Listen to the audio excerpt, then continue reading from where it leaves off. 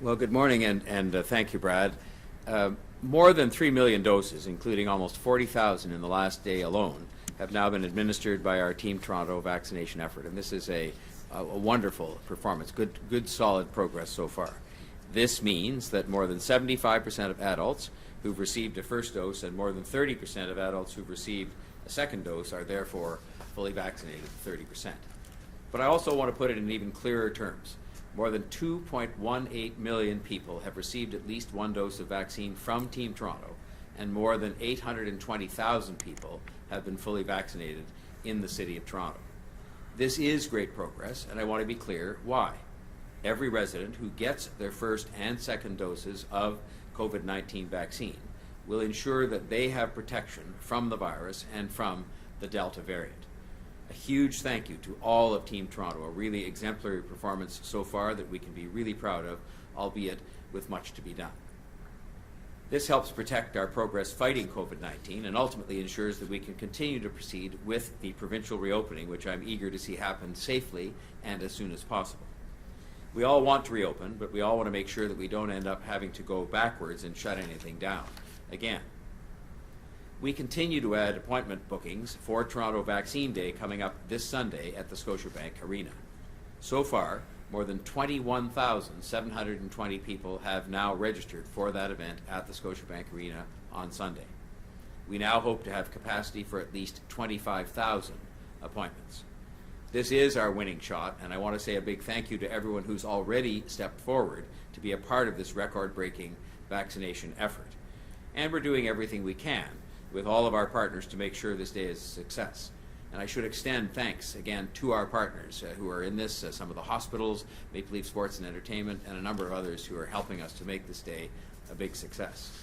I'm proud to announce today that to support the Toronto Vaccine Day initiative, the TTC will be providing free rides this Sunday to and from booked appointments at Scotiabank and any vaccination clinic within the City of Toronto. So it includes the one at Scotiabank Arena, but also includes all of the other vaccination clinics in the City of Toronto, free rides to and from on the TTC. Customers taking transit will be asked to show proof of booking of their appointment when riding the TTC to the clinic. The confirmation of their shot will be their return ticket home from the clinic. As well, the TTC is extending this offer to anyone working or volunteering at one of the vaccine clinics on Sunday. All those workers need to do is show employee ID for their free rides. I want to thank TTC CEO Rick Leary and the 16,000 men and women of the TTC for supporting this program and for being there for the city throughout the pandemic, day in and day out. Metrolinx is also joining the vaccination efforts by offering free travel to Union Station and the Scotiabank Arena vaccine clinic and back home again on Go and Up Express for anyone with confirmation of a vaccine appointment. This offer is also being extended to staff and volunteers supporting the Scotiabank Clinic with appropriate ID. Also, Torontonians can get further information about Toronto Vaccine Day and the clinic at Scotiabank Arena from the VAX-TO text line by texting the word SHOT to 1-833-750-0888. The TO Supports Targeted Equity Action Plan has been a guiding principle in the rollout of our COVID-19 vaccination program. To ensure no one is left behind when it comes to vaccine access, we've worked with marginalized and racialized communities right across the city. We established the Black Scientist Task Force on Vaccine Equity. We allocated funding for community vaccine engagement teams and vaccine ambassadors, a transportation equity plan for seniors and vulnerable residents to give them free rides to vaccine clinics, an accessibility task force on COVID-19 vaccines to support people with disabilities. These are all measures that we have put in place through this equity program and as well as measures to help focus on young people and helping them to get vaccinated as well. Today we're launching another aspect of that in that we have put together the Toronto Youth Vaccine Engagement Strategy, a partnership between the City and the Toronto Youth Cabinet to support vulnerable youth in communities most impacted by COVID-19 to access a vaccination. We've made good progress when it comes to people aged 12 to 17 getting vaccinated. More than 60% of these young people have had their first dose. But we also know there are isolated young people from all backgrounds spread across the city, and they're isolated. These young people, like the rest of us, tend to listen and to engage with people that they know and that they trust. So our diverse group of youth-led partners will be leveraging existing channels and programs to reach out to them to help drive up vaccination rates even higher among young people generally, but also among these more marginalized, isolated young people. The Youth Cabinet's newly formed Toronto Youth Vaccination Advisory Committee will work with the city to encourage and enable vaccine uptake among youth. I congratulate Samir John Mohammed and Nadi Dali, who have taken on the role of advisory co-chairs, and I thank them, as well as their fellow advisory members, and all the groups who play an active role in engaging vulnerable youth in our city to protect their health through increased vaccine uptake. It has been a Team Toronto effort all the way when it comes to vaccination, and this is one more way we're expanding the team to make sure everyone, every single eligible age, and in every single part of our city gets vaccinated, because we know how much good that is going to do in terms of preserving and protecting the health of the city, but also leading us on the pathway back to a more normal life as soon as possible. I'd now like to invite Dr. Davila to offer her remarks for today. Thank you, Mayor Tory, and good morning. Because we're coming to you a little earlier than usual, today's numbers will be updated and found on our dashboard later this afternoon. Overall, though, the numbers show that we have come a long way in a short period of time because so many of you have done the wise thing and protected yourself through vaccination.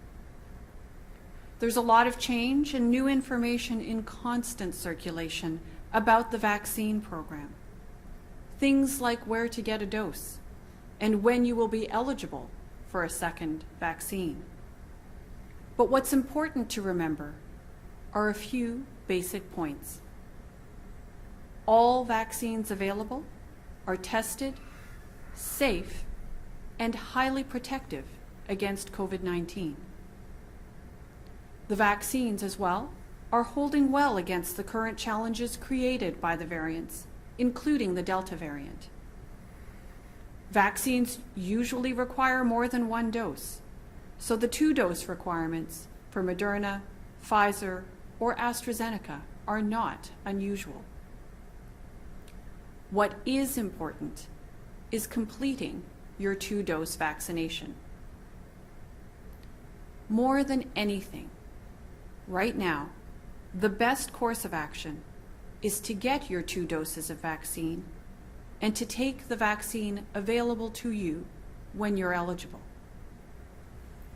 The current sprint strategy has supported the provision of vaccines to 22 parts of the city where the risk of COVID infection is highest. Just about half have reached the vaccine coverage of 70%, meeting the provincial science table's benchmark for 1 dose or more in people aged 18 years or older. The focus on these areas will continue in earnest to improve these numbers and increase the level of protection in residents. Wherever we live, we all share the need to be fully vaccinated. The more people we have fully vaccinated, the harder it gets for variants like Delta to spread. The more people we have who are unvaccinated, the likelier it becomes that a new variant will develop, potentially with the ability to threaten the protection we've got against COVID-19 and all the progress we're making towards reopening. Right now, in Toronto, we have mostly mRNA vaccines made by Moderna and Pfizer. Pfizer is best known, probably because the manufacturer's name is familiar, and because for a long time, Pfizer was delivering a prominent amount of the vaccine we were using for vaccinations. Had the supply situation been reversed, Toronto Public Health, the hospital teams, and all the other vaccination partners would have happily and confidently used Moderna if it had been available in greater amounts earlier in the vaccination campaign. A colleague of mine at Toronto Public Health characterizes the two mRNA vaccines as twins. Earlier this week, the Globe and Mail described them like different kinds of bottled water. The name on the bottle might be different, but the contents are essentially the same. So in the end, you're getting the same thing, and that's the case with mRNA vaccines. Different names, different manufacturers, but built on the exact same foundation. mRNA vaccines are likely to become very familiar to us. Remember, the first successful vaccinations were against smallpox in the late 1790s. While new to use, mRNA vaccines have been in study and in development for 30 years. mRNA is to vaccination and to medical researchers what smartphones are to cell phones and to you and me. Researchers have taken something we're familiar with and made it better as a result of imagination, development, and careful, rigorous testing. Sooner or later, we're going to be mixing with one another much more than we have in a very long time. And this is great. It's what we have all waited for. It will not change the facts that we must accept.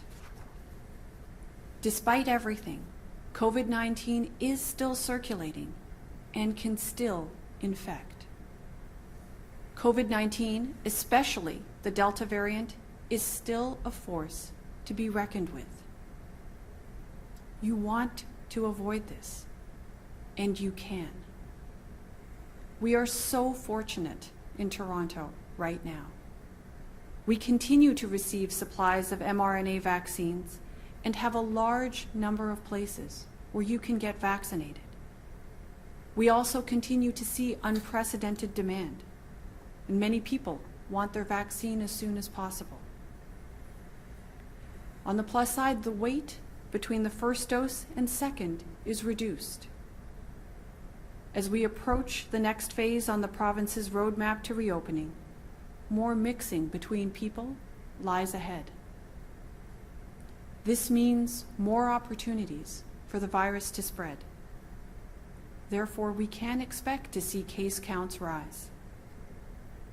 If you don't want to be one of them, please get vaccinated. There's never been a better time. With that, I'll now hand it over to Chief Pegg to deliver his remarks. Thank you, Dr. Davila, and good morning. Before I provide my vaccine clinic operations update for today, I would like to acknowledge that yesterday we administered our highest ever number of doses of vaccine in a single day across our network of city-operated clinics. Yesterday alone, our city-operated clinics and mobile teams administered a total of 16,592 doses of vaccine, 15,057 doses in our clinics, and another 1,535 doses through our mobile clinic operations. This is an extraordinary achievement and one I'm deeply appreciative of. Thank you to everyone who has stepped up to make this happen, as well as everyone who continues to both administer and receive vaccine each day in Toronto. This week, across the 9 city-operated vaccine clinics, we are able to administer more than 111,000 doses of vaccine. Next week, we are able to administer more than 124,000 doses of vaccine. These are the highest vaccine clinic capacities we have achieved yet. We've been able to scale up to these maximum clinic operation levels as a result of additional supply of Moderna mRNA vaccine being provided by the province of Ontario. As of 10 o'clock last night, our city-operated clinics are nearly fully booked this week, with only 36 appointments remaining available. For next week, our clinics are 92% booked, with approximately 9,926 appointments remaining available. Given the reductions in the available quantities of the Pfizer mRNA vaccine, our clinics are administering the Moderna mRNA vaccine to everyone over the age of 18 years of age. The limited supply of Pfizer mRNA vaccine is being reserved in our clinics for those youth between the ages of 10 and 17 years of age. As Dr. Davila has explained, the National Advisory Committee on Immunization has indicated that anyone who received a first dose of the Pfizer mRNA vaccine can safely and confidently receive a second dose of either the Pfizer or Moderna mRNA vaccine and vice versa, resulting in them being fully immunized against COVID-19. We are continuing to work with the Province of Ontario with respect to confirming vaccine allocation for July 5th and onward. As soon as we have confirmation as to vaccine allocation for that time period, we will open additional appointments in city-operated clinics for the week of July 5th. Beginning July 5 and thereafter, each city-operated vaccine clinic will administer mRNA vaccines on an interchangeable basis, based on the availability and the supply of vaccine. Yesterday, more than 15,000 people were vaccinated against COVID-19 in our city-operated clinics with the Moderna mRNA vaccine. I, too, am one of the many people who have been vaccinated against COVID-19 with the Moderna mRNA vaccine. Our collective ability to remain ahead of the Delta variant and to keep the provincial reopening plan on track is largely dependent on our ability to get as many people fully vaccinated as possible, as quickly as possible. Everyone who is 12 years of age or older continues to be eligible to receive their first dose of COVID-19 vaccine. As of this morning, the Province of Ontario has again accelerated second dose eligibility. People who received their first dose of mRNA vaccine on or before May 30th and who live in Toronto and other defined areas are eligible to receive their second dose of vaccine, provided that it has been a minimum of 28 days since their first dose. Those who received their first dose of the AstraZeneca vaccine are eligible to receive a second dose at least 8 weeks following their first dose. All of the details on eligibility, along with the link to book your appointment online, can be found at toronto.ca/COVID-19. If you prefer to either book or reschedule your appointment by phone, you can do so by calling the provincial call centre at 1-833-943-3900. For vaccine opportunities outside the network of city-operated clinics, please go to vaccineto.ca for vaccine opportunities that may exist in our Team Toronto partner clinics. And for those active on social media, I continue to encourage you to follow Vaccine Hunters Canada on Twitter for additional information on opportunities to receive COVID-19 vaccine in Toronto. Please ensure that you cancel your appointment via the provincial booking system or the provincial call centre in the event you will not be attending your scheduled appointment. Thank you for all you do to help stop the spread of COVID-19 in our city, and please continue to monitor toronto.ca/COVID-19 for the most up-to-date information on vaccine in Toronto. Thank you. Thank you, Chief Pegg. We'll now go to questions. Just a reminder to please unmute yourself, and we'll go first to Brian Passafume from the Toronto Sun. Brian, go ahead, please. Good morning, Brad. Good morning, everybody. First questions for the mayor. Since you chose not to mention it during your remarks today, I wanted to ask you about what unfolded yesterday at Trinity Bellwoods Park. Yesterday when I asked you about the optics of using armed police to clear out a homeless encampment, you told me that the police's role was to maintain peace. What we saw unfold yesterday was dozens of armed officers, including riot police armed with shotguns, pepper spray, and Arwins, along with corporate and private security, sealing up the encampment with fences and presenting a presence that almost make Doug Hatlam's portents about a war on the poor almost seem prophetic upon reflection. We also heard of a number of really concerning reports concerning police preventing journalists from covering the eviction, and even the arrest of at least one journalist just for doing his job. All this prompted Canadian Association of Journalists President Brian Joly to condemn what happened and called it a complete overreaction. Even members of your own council were decrying what happened yesterday. And yet this morning on CP24, you described the police response as reasonable and compassionate. My question is, how do you explain what happened yesterday, and what are the next steps in ensuring that journalists will be able to freely continue covering news in the city? Well, thank you for the question. It's a number of questions there, Brian. But first of all, with respect to journalists, I believe it is very important that journalists should be freely able to cover events of this or any other kind that take place in the city. And I was not there to see the particular events transpire as it related to journalists, but I did see a lot of coverage of the event, both video and otherwise, photographic and newspaper coverage. With respect to particular incidents that might have occurred involving journalists, those are questions the police have to answer because it involves an encounter between the police and given a journalist or a journalist. I wasn't there, so I don't know, and it's proper for them to comment on that, as I'm sure they will do later today. With respect to the broader question of the involvement of the police, I think had it been the case that we were able to have our Streets to Homes workers and others safely both continue to speak to homeless people for whom we feel a complete obligation to try and help bring them inside to safer forms of housing, had it been for us being allowed to do that, and had it been the case that we could even have removed the empty tents from the site, and that there were no other people who showed up to try and obstruct that or prevent that from happening, then the police wouldn't have been called in. Again, I don't make decisions about where the police go, how many police show up, or how they conduct themselves when they're there.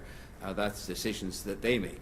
But I do think that the response yesterday was in response to the circumstances that were created there when hundreds of people showed up who were not the people experiencing homelessness that we were trying to help, and involved themselves in the attempts the city was making to clean up these encampments in the context of both making sure the residents there, of which there were literally, I think, about 20, had safer housing, which we've been trying to achieve for months, 19,000, 20,000 visits to all the different encampments, and at the same time to also make sure the parks were available for the use of all citizens, and that those unsafe encampments were not continuing to be present there. And so I indicated yesterday, and I indicate today, I support the fact that operation was undertaken with decisions being made by the people who undertook it, because I think the intent was something that was meant to help the homeless people and was meant to try and achieve it in a peaceful way. The fact that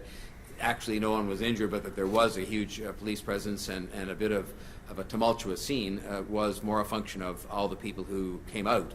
And it was their right to do so, but that's really what led to the presence of the police there. Excuse me. Okay, thank you. My second question is, in light of what happened yesterday, how does this affect the city's policy on encampments, and are other encampments scheduled to be cleared out in the near future? Well, the bottom line is we've made no secret of the fact that we don't think these encampments are safe, we don't think they're healthy, and of course in the vast majority of cases they're not legal on public property.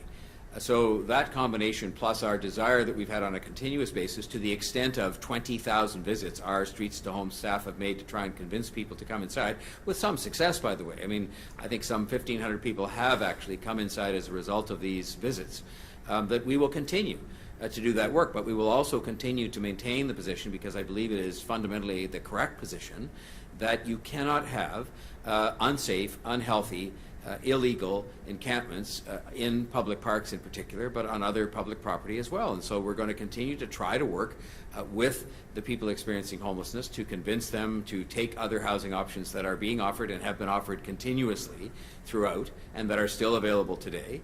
And we will continue to do that and continue to try and urge that, for example, empty tents be taken away. We've been trying to have empty tents, of which there are many. There are far more tents and structures in these parks than there are people.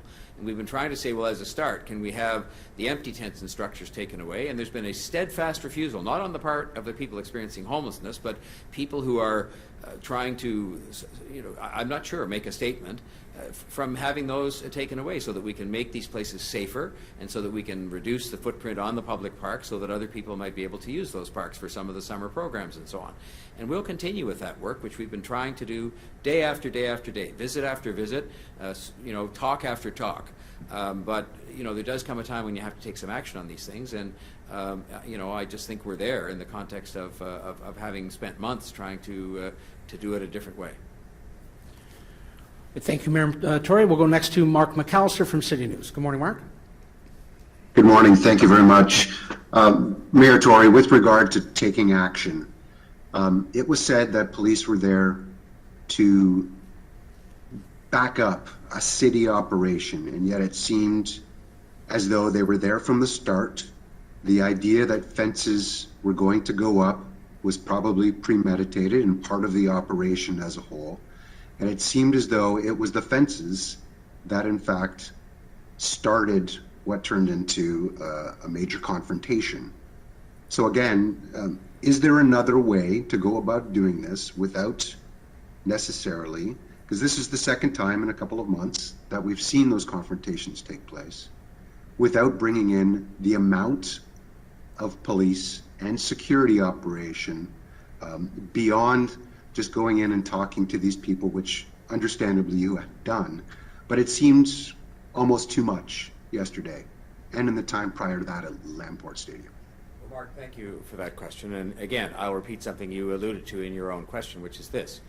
We have spent months as a city, 20,000 visits to these encampments to convince people to come inside and take safer housing inside. And as I've said, many people actually accepted that opportunity to the point where at a place like Trinity Bellwoods Park, I think as of yesterday morning, there were about 20 people left and way more structures than that. There's been a steadfast refusal in some cases with respect to those last 20 people to even allow the Streets to Homes team to continue to talk to them and to try to persuade them to come inside, and an absolute refusal to allow us to move any of those structures out of a public park, even the ones, especially the ones that were empty. Now, with respect to how security people were deployed and how many were deployed and so on, I can't speak to that. Those are not things that I participate in deciding upon. But I will say this, that the police were only even brought into the site. There were police that were there, and they were there for one simple reason, as were the fences there. And I didn't decide on or wasn't asked for my opinion on fences.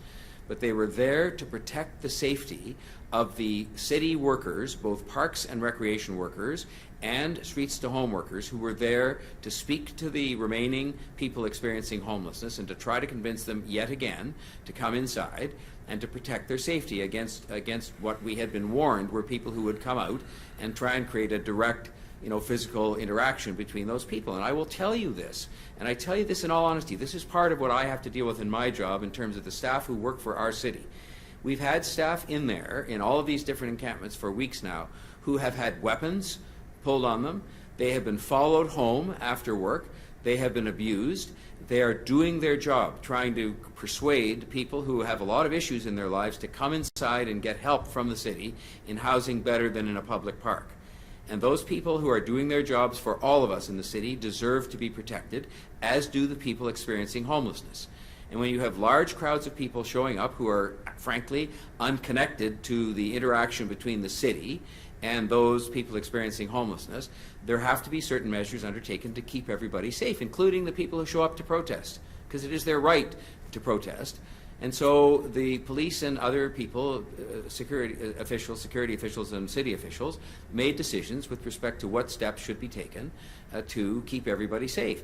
And I would point out that while there was a bit of a scene of some chaos, I'll call it, that you could see on television, there were, to my knowledge, no serious injuries. I don't think there were any injuries at all. And I am sure that in the aftermath of this incident or this series of events yesterday, there will be a full review of how you could do anything like this better if there was to be a next time. I'm just sure of that. In fact, I would ask that that be done, and I'm sure it's being done without my asking. Thank you for that. Much of the call yesterday was about permanent affordable housing. Understanding that that is a major operation and it is taking place in the city. Specifically, how many modular home units that have been created, temporary hotel rooms, are vacant at this time, and what specific accommodations were offered to those staying at Trinity Bellwoods yesterday?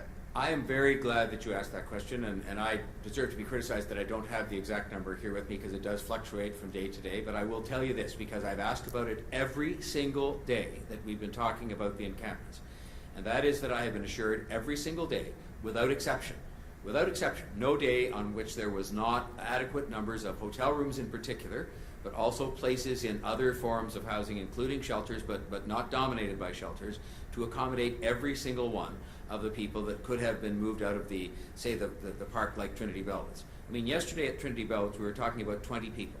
And I can assure you we had way more, because I know the number is in 3 figures, like it's hundreds of opportunities to have people move into hotel rooms. In some cases, we even took some of the people we were trying to persuade to move inside to the place they would be taken, like a hotel, and gave them a tour so they could see where they would be taken. I mean, people should think about this for a minute. When we were offering probably the majority of these people a place in a hotel room, this is not somewhere where they're going to be in some danger compared to being in a place in a tent where there are propane tanks and where there have been numerous fires and where there are health hazards.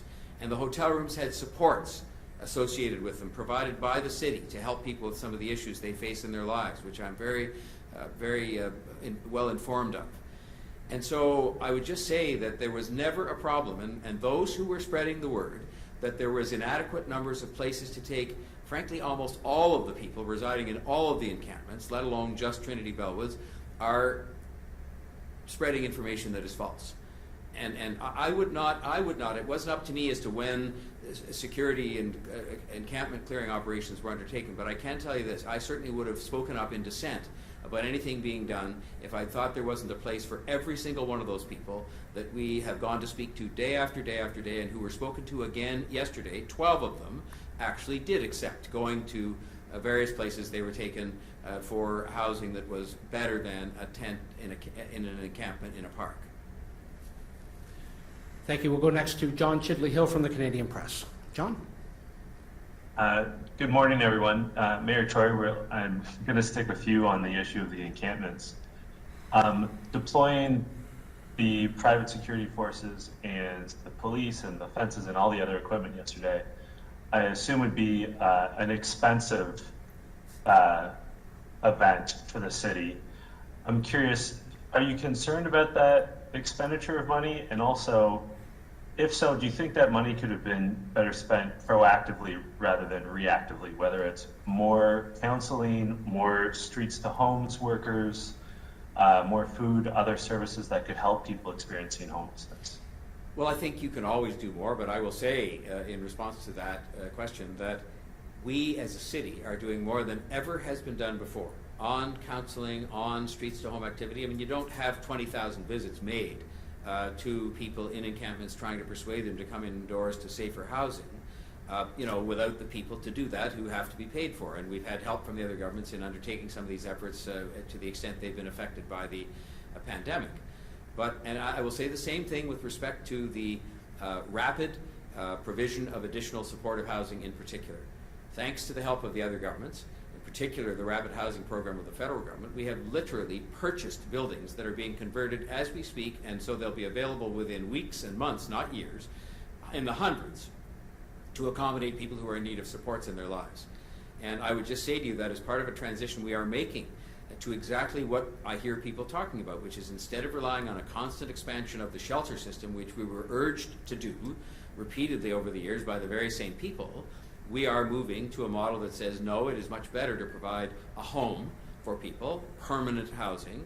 I've toured as recently as last weekend one of the modular housing developments that has gone up in a matter of months and is now housing people who might otherwise end up in encampments, but certainly people who are experiencing homelessness. They're getting the supports, they have a home, they're happy with that.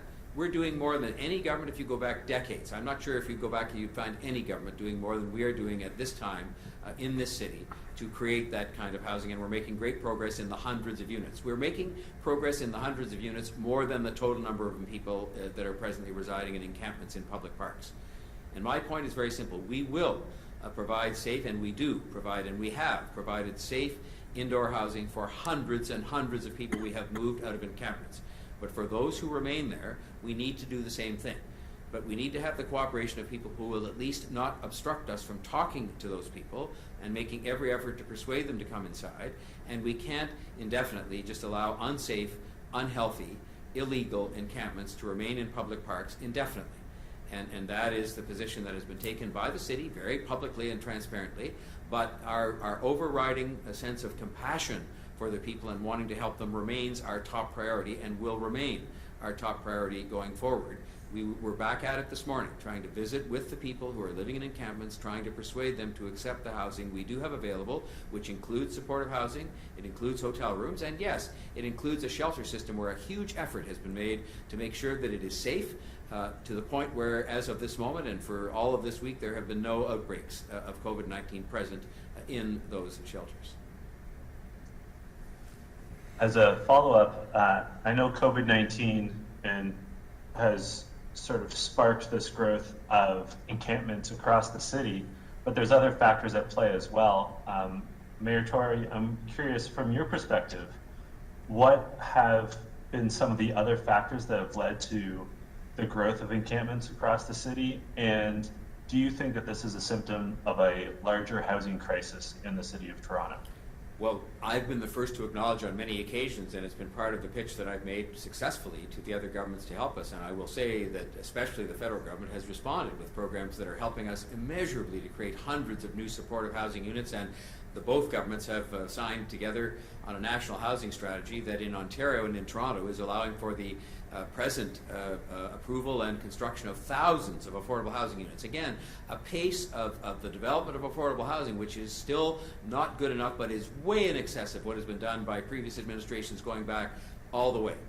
So we are presently engaged in doing just that, which is the major thing. If you ask me what is contributing to it beyond COVID-19 itself, I would say to you, and I've said this again many times publicly, this will not be the first time I've said it, the inaction, the relative inaction on mental health is a huge factor in my view. So instead of having proper treatment and assessment facilities and proper attention that should be paid as part of a health problem that people experience, health with their brain as opposed to health with any other part of their body, some of those people end up dislocated because of their mental illness.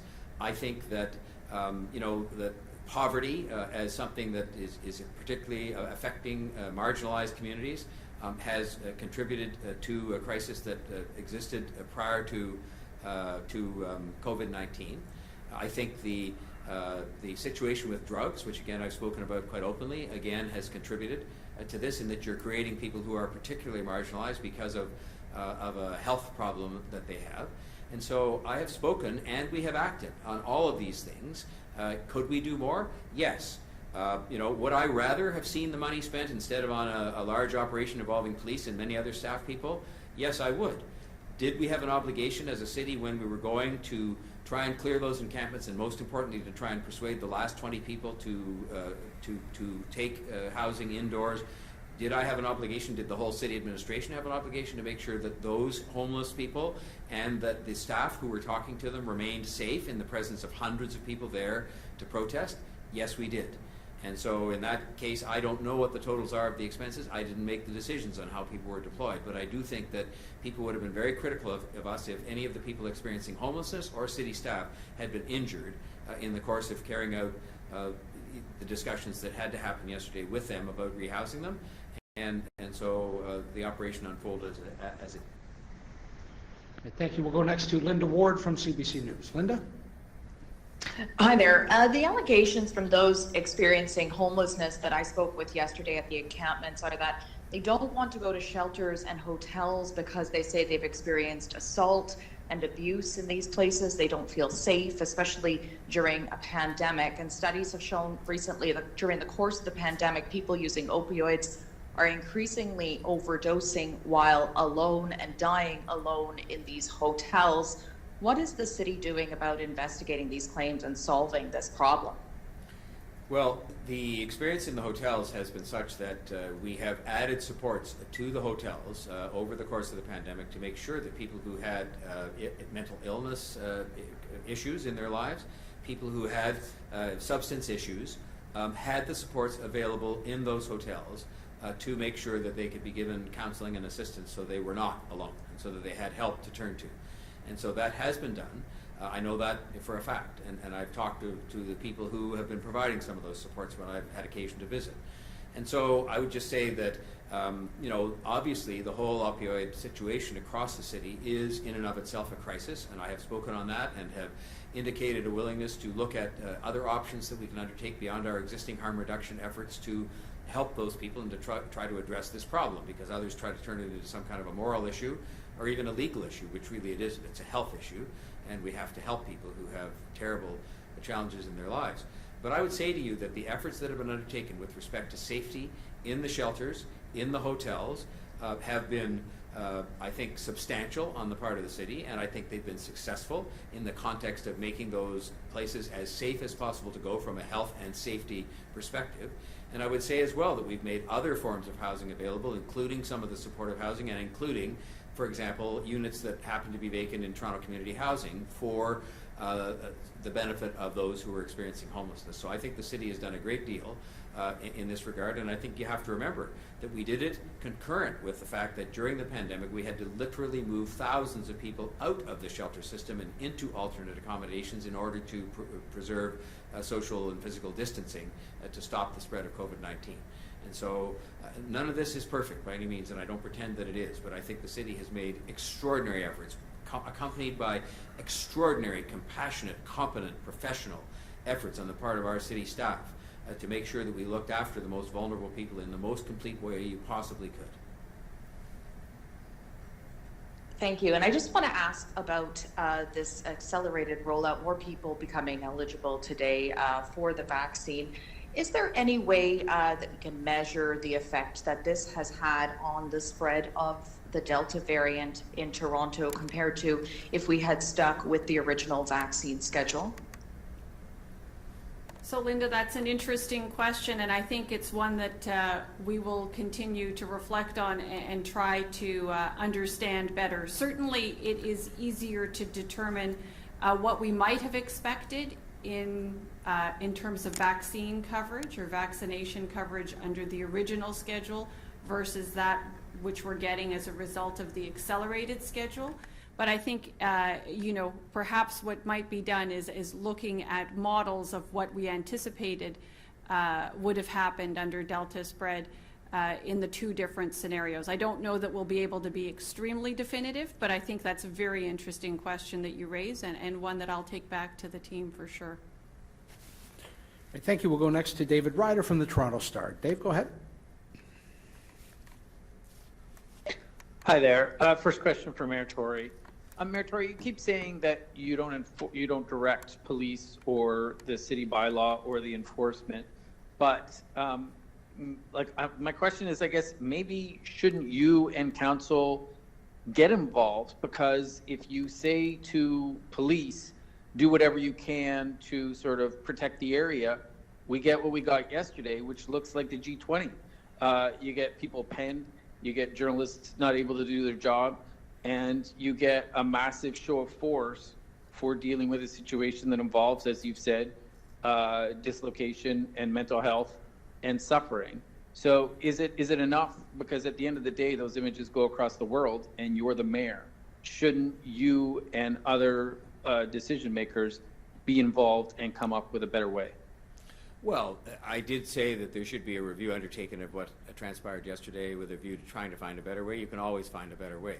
I think the principle is well established that politicians do not direct the police. And I think that is well established and well accepted that politicians should not direct the police. There is a police board that sets policies with respect to what the police does. There are politicians on that board, but they don't constitute the majority.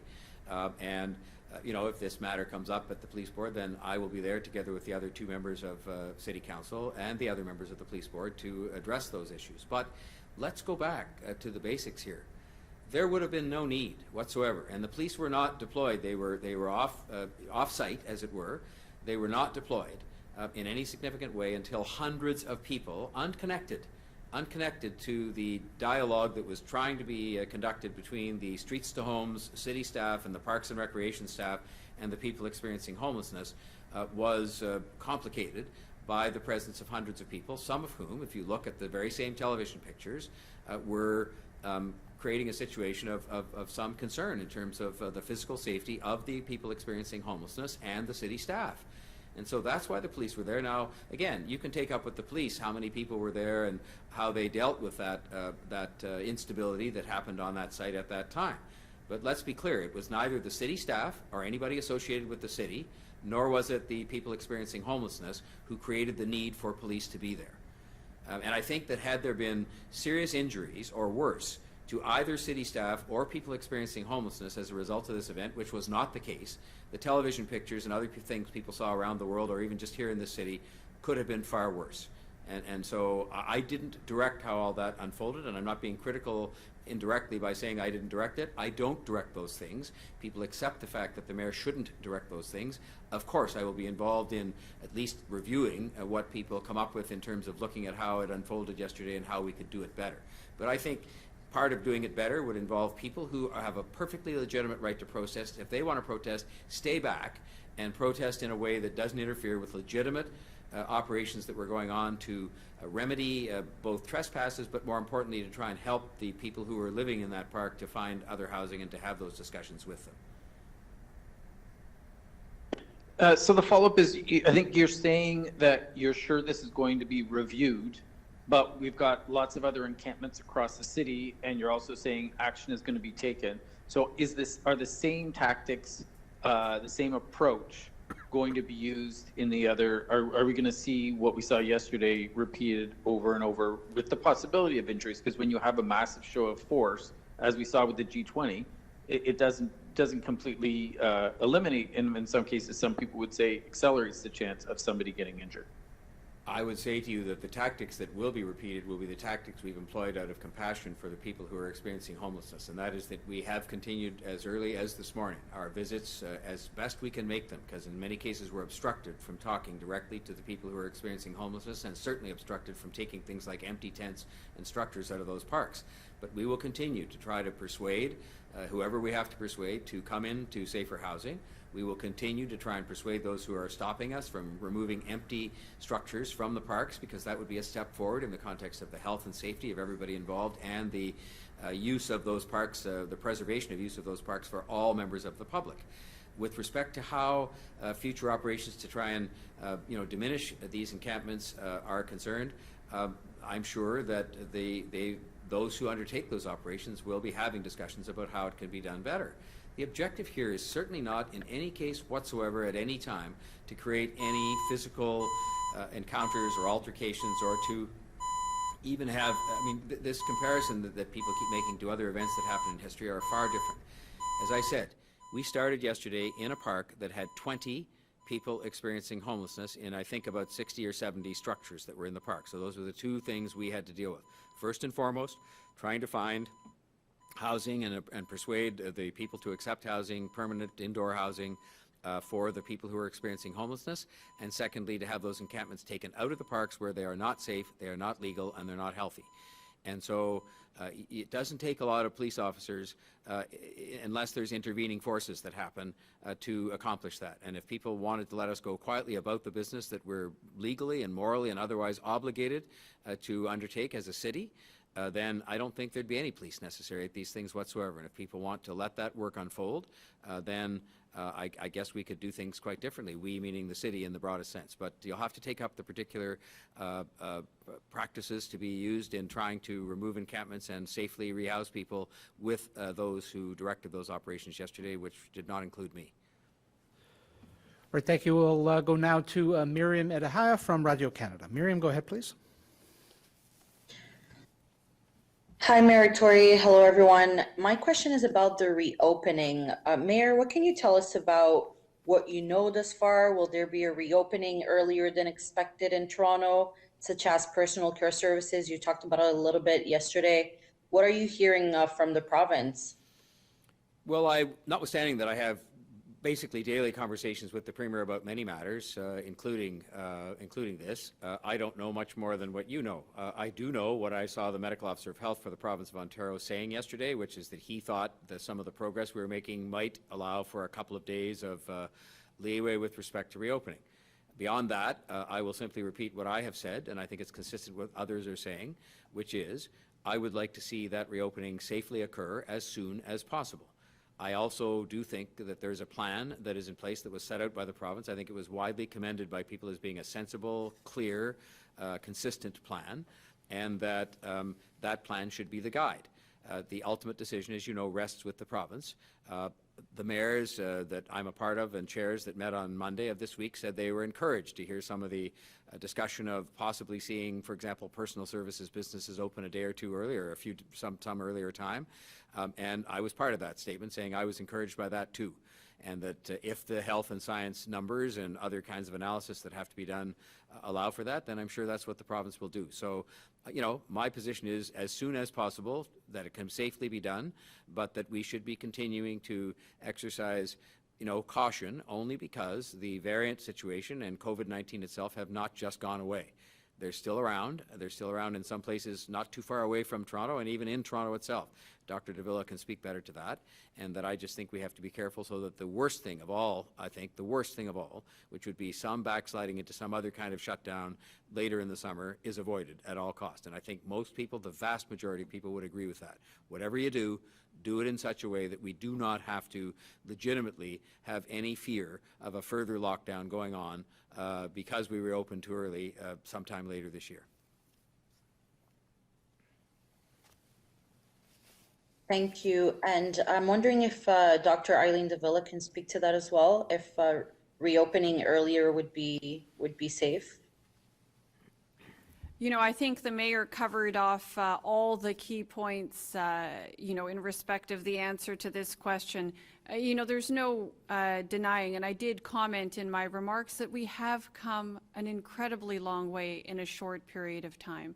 And this is really due to the efforts of all of us across the city. We've seen people participate in self-protection measures, the measures we've spoken about for months now. And importantly, they are taking advantage of the protective benefit of vaccines, which are increasingly available throughout the city. And furthermore, with accelerated second doses, we have that opportunity to get that fulsome protection that's provided by vaccines. The science available out there tells us that this is the best thing that we can do, that we do need 2 doses on board to be as protected as we can be. We're watching the experiences around the world very, very carefully. We've seen what's happened in the United Kingdom, both with Alpha, the variant that was formerly called B.1.1.7. We have watched their experience, had a very similar experience to them. They're a little ahead of us in respect of Delta. They have seen some increased activity with Delta, despite high vaccination rates. They accelerated their second dose vaccination campaign. We're doing the same thing here in order to get that fulsome benefit. So no question, we all want to get back to the activities that we've been missing for many, many months now. We want to do so safely. I think the mayor has expressed the desire to see reopening, yes, in a manner that is safe and that allows us to you know, ensure that we reduce any likelihood of significant surges of COVID-19. The best thing we can do with that is to get more vaccine on board as quickly as possible, to continue to be vigilant around self-protection measures, and hopefully we will be there sooner rather than later to where we all want to be, which is the other side of this pandemic. All right, thank you. We'll go next to Hannah Alberga from CTV News. Hannah, go ahead, please. Everyone, good morning. My question's for Mayor Tory or Dr. Davila. We've been hearing more anecdotes about people showing up to get their second dose appointments only to walk away once they've been offered Moderna. Has the city implemented at this point any kind of standby list that they can call people on in order to limit vaccine wastage? So, Chief? Yeah, do you want to take that one? You're probably better to. Sure. Hi, Hannah. Chief Pegg here. Good morning. We have not implemented a standby list at this point, and I'll explain why for a couple of reasons. Number one, as you know, throughout our response to COVID and certainly immunization operations, we are clients of the provincial booking system, and that means that that functionality, the functionality that exists within those constructs, is what we rely on. But I think more importantly, the manner in which we have managed vaccine, which has worked and continues to work impeccably well, resulting, I'll say, in doses not being wasted.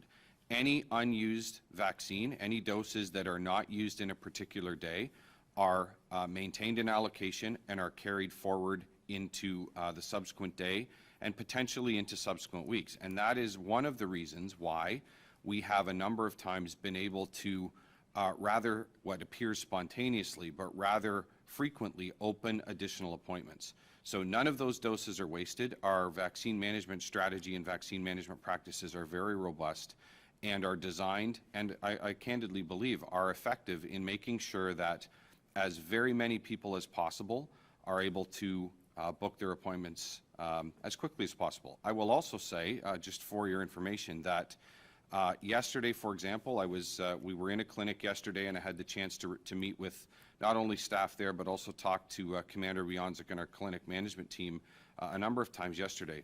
We are seeing very, very low, as of yesterday, very low numbers of people who are declining their vaccine. They are arriving. You heard in my remarks, we had more than 15,000 people receive Moderna mRNA vaccines in our clinics yesterday, which is fantastic. We're at the highest levels of dose administration we've ever been at. That will continue not only this week, but it'll continue next week and in fact increase again. So I really appreciate, I know there's been a lot of change. We certainly recognize that. I appreciate everyone's understanding and patience as we have pivoted and transitioned off and moved in response to changing vaccine allocations, and I know that our residents have come with us on that journey, and as a result, we're seeing thousands and thousands of people being vaccinated every day, and I'm certainly appreciative of that. So would this issue be something that we're just hearing anecdotally? It's not necessarily something that needs to really take steps to deal with? It's something, Hannah, that we're monitoring very closely. We literally monitor this on a day-to-day basis. There's a couple of data sources for that. So it takes our team, oftentimes there's about a day delay or so to get a really good picture on what happened the day before. And that is because we're drawing data from two sources. We know the number of appointments that are being booked in the provincial booking system up front, and then all of the actual doses administered are being entered into the provincial COVAX on system. So we need to pull that data out of those two sources. There's some analysis that needs to happen.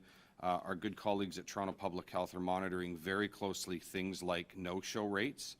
Those are the number of appointments where people have confirmed appointments and for whatever reason fail to arrive for their appointments, as well as anyone who is arriving at a clinic and subsequently declining to participate in or declining to receive their vaccine, I should say. So the information I have from our teams that were on the ground yesterday is no significant issues yesterday at all. The staff were happy, the clients were happy, the level of service across the network of clinics was fantastic, with more than 16,000 people being vaccinated. So in my estimation, great news all the way around. We're going to go back to Miriam Medahaya from Radio Canada. She had a follow-up, which I failed to recognize, so my apologies. Miriam, go ahead, please. Thank you. My question is for Mayor Tory about the announcement this afternoon. What can residents of Scarborough expect? I think they can expect, after decades of waiting, that there's going to be the first steps taken to actually get construction underway this year on the extension to the Bloor-Danforth subway line into Scarborough. And this is going to, at last, after many years of debates and commitments and various other things, provide a connection to jobs and opportunities for the people of Scarborough who have had historic underinvestment in transit, and which we're now remedying with this subway extension and with Smart Track, which is proceeding with a new station in Scarborough, and I ultimately hope with the Scarborough-Eglinton East LRT, which will also serve many neighbourhoods and will turn around completely the underinvestment in Scarborough Transit. So we're looking forward to actually taking the first steps and having people see that this is a project that is real and that it's going to be built and that it's going to be available to serve them not too long from now. All right, thank you. Our final question is to Natalie Johnson from CTV News. Natalie, go ahead, please. Hi, everyone. A vaccine question for Chief Pegg. Now that you're able to start maximizing your city clinic capacity, do you have a sense as to whether you can meet the demand of the latest surge of people who are eligible to book second doses as of today? The group that got their first shots up to including May 30th, or is that number still so large that there will still be challenges for people booking appointments at this point? Hi, Natalie. Good morning.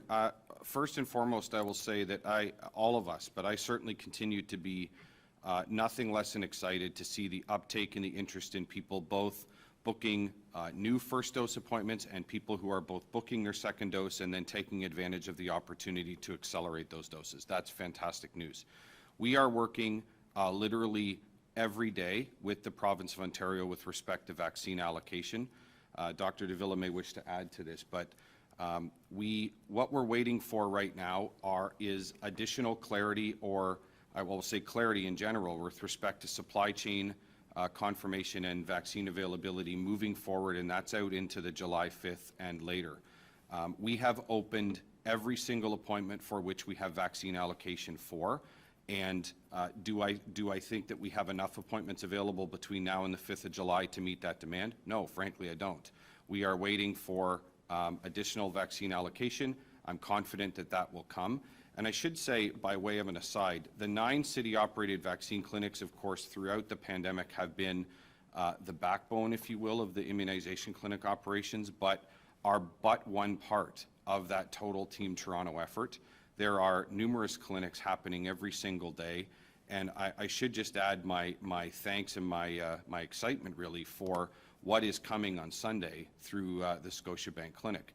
And the fact that we are, for the first time, in a position where there is vaccine available in order to run that type of clinic, and that we have the fantastic Team Toronto partners that we have, and people like Maple Leaf Sports Entertainment who have come together to do everything that we can do to provide this big push for vaccine is exciting. I look forward to seeing that in person and to doing my part to say thank you to everyone that's going to make that possible. Dr. Davila may wish to add to the vaccine. Yeah, I think the only piece that I would add perhaps is that, of course, we are pleased to see that there is continued demand for first dose and second doses and continued demand for appointments to receive these vaccines. We are, of course, awaiting confirmation of supply. This is something that we are in constant conversation with our provincial partners with, or about, I guess I should say, as the chief says. And as soon as we have that confirmation, we'll look forward to being able to meet that demand for vaccination appointments, and we'll open up new appointments. It all depends on making sure that we've got confirmed supply. That's all.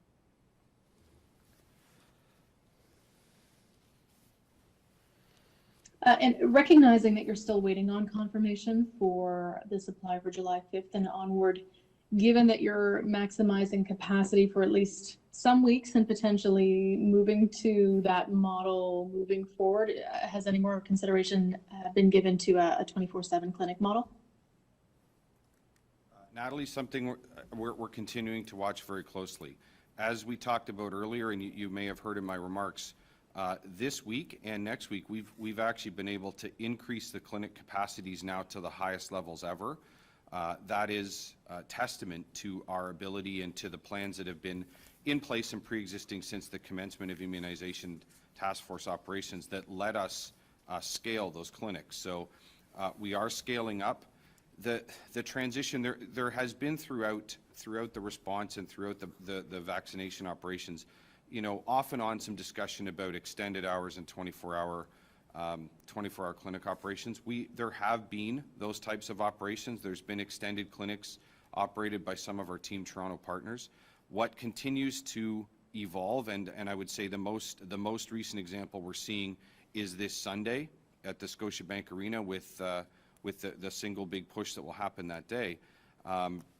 Really continuing to drive and continuing to make as many appointments available as we can make on the day, well advertised as far in advance as possible, and giving people the opportunity via the provincial booking system and other booking systems to get confirmation, to book, and to have the flexibility and freedom to choose the appointment location and date that best suits them. That to me seems to be the best, simply the best answer. It's producing great results. But having said that, as always, we're watching this very closely. Dr. Davila's team on the vaccine distribution task force is directly connected with the team that I'm responsible for with respect to immunization task force, and this continues to come down to the availability of vaccine. If and when we continue to see significantly enhanced doses of vaccine being available to us, we are absolutely ready to expand clinic operations across the city to meet that demand. Thank you, Chief. Thank you all for joining us. That concludes today's briefing. Please have a good rest of your day. Thank you.